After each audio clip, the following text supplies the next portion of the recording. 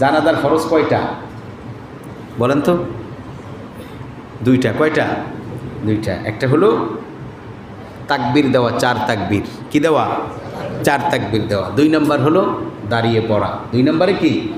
দাঁড়িয়ে পড়া। এই দুইটা হলো ফরজ। এই দুইটা হলো আরকান, মানে নামাজের ভিতরে যেই ফরজ। আর এর শর্ত হলো একটি। শর্ত হলো কয়টি? সেটা হলো মরাদেহ সামনে থাকা। মরাদেহ কি থাকা? সামনে থাকা। মরাদেহ যদি সামনে না থাকে তবে জানাজা দেওয়ার কোনো সুযোগ নাই। মরে যাবার পরে আমরা আবার কি করি দেখেন, এর ছেলে আছে বিদেশ, আত্মীয় আছে বিদেশে, অমুক আছে বিদেশে, ওনারা আসবে 2 দিন 3 দিন পর, এরপরে দাফনের ব্যবস্থা করি। না, রসুল নিষেধ করেছেন। আল্লাহ রসুল বলেছেন তোমরা 3টি জিনিস খুব তাড়াহুড়া করে করবে, অপেক্ষা করবে না। সালাসু লা ইউআখিরুন আস-সালাত। 1 নম্বরে হলো নামাজ।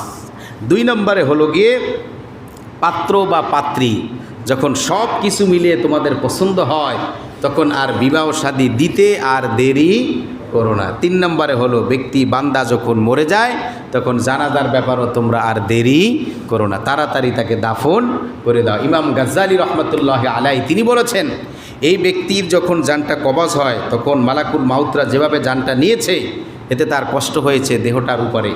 এজন্য তোমরা কুসুম গরম পানি দিয়ে হালকা করে তাকে গোসল দিয়ে তাড়াতাড়ি দাফন করে দাও।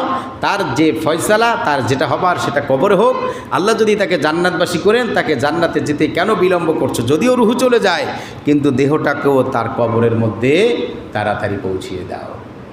তা আমরা কি করি? ফ্রিজিং করে দিই, রেখে দিই 3 দিন 4 দিন 5 দিন 8 দিন 6 দিন 7 দিন, এরপরে দাফনের ব্যবস্থা করি। এটা মরা দেহের উপর, ডেড বডির উপর জুলুম।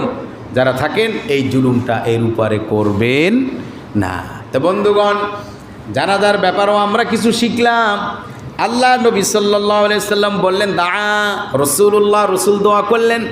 আবার ফাস্তাগফিরু লা, সাহাবীদের নির্দেশ দিলেন, ও সাহাবীরা তোমরাও তোমার ভাইয়ের জন্য দোয়া করো, ক্ষমা চাও, ইস্তেগফার করো।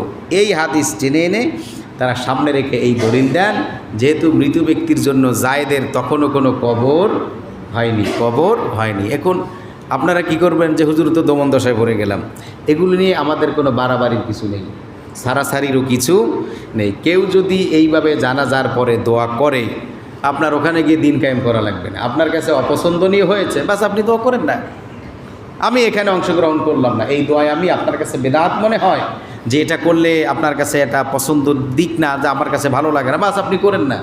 যারা করছে তাদেরকে বাধা দিতে গিয়ে কি একটা ফিতনা তৈরি করবেন, একটা ঝামেলা তৈরি করবেন, লাস্টে কী হবে? সম্পর্কটা নষ্ট হয়ে যায়।